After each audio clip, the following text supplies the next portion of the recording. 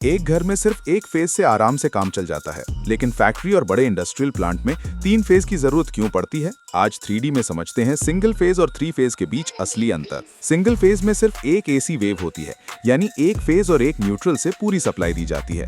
इसमें एक फेज, एक न्यूट्रल और एक अर्थ वायर होती है, और यही सिस्टम छोटे घरों, लाइट, फैन, टीवी और मोबाइल चार्जर जैसे उपकरणों के लिए बिल्कुल पर्याप्त होता है।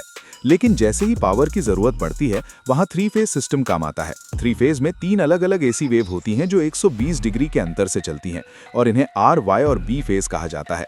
इन तीनों फेज के साथ न्यूट्रल और अर्थ भी होती है, जिससे ज्यादा पावर को संतुलित तरीके से सप्लाई किया जा सकता है।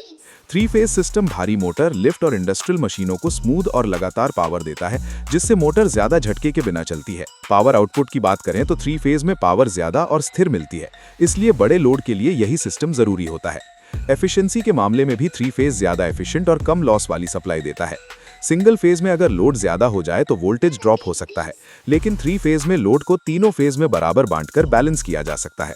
जहां सिंगल फेज सस्ता और इंस्टॉल करने में आसान होता है, वहीं 3 फेज थोड़ा महंगा लेकिन ज्यादा पावरफुल और भरोसेमंद सिस्टम होता है। अगर आप इस तरह एआई से 3D इलेक्ट्रॉनिक्स वीडियो बनाना सीखना चाहते हैं तो पूरा कोर्स व्हाट्सएप पर मिल जाएगा।